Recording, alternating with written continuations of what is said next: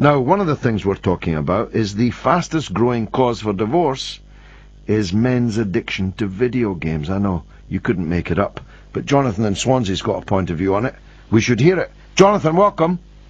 Hi, George. I've got to give you credit where credit is due. Only you could make the Olympic Games sound pornographic. Thank you. Well, I've got 2 points about this survey. The first point is I don't actually believe that divorce is the cause for a lot of these divorces. I think it's due to changing social attitudes in general. Such as the rise of militant feminism. Oh, that's a provocative statement, Jonathan. Well, there is a culture these days of misandry, which portrays men as silly little children who can't be left on their own for 5 minutes, and that anyone who doesn't fit the stereotype is a sexist in some way. Well, I mean, a man who would rather play with a video game than speak to his wife and make sure she's happy probably does come into the category of a silly little child, no?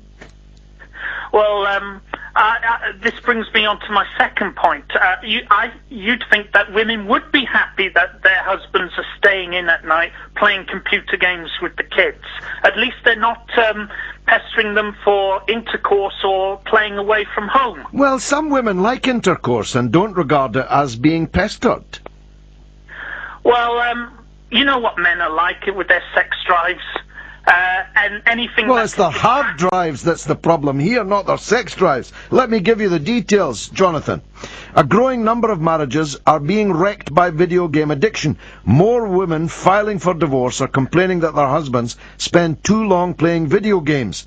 Of those wives who cite unreasonable behaviour for ending their marriage, 15% believe their partners put gaming before them. This has soared from 5% a year ago, so it's tripled. This is a study by Divorce Online.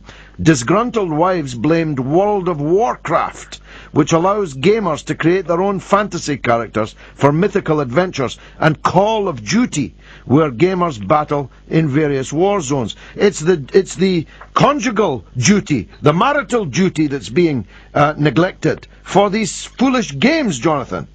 Well, why are they playing games in the first place? There must be something already wrong in the marriage somewhere for these men to play video games. And it's not only men who play video games, it's women too. I mean, gaming is a very diverse field of entertainment, from puzzle games like Tetris to full-blown epics like Metal Gear Solid.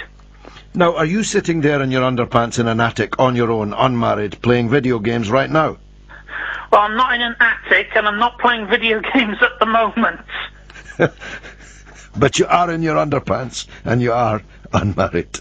Jonathan, thanks for that highly provocative addition to the debate this evening. We'll see what the women listening to the programme tonight. That men would be pestering their wives for intercourse if they weren't playing these video games. Chance would be a fine thing, many a wife will be saying right now. Let's see if I can squeeze in a couple of texts. Si from Liverpool says, simple thing for a wife to do is cut the phone line so they can't go online. It's not as addictive then.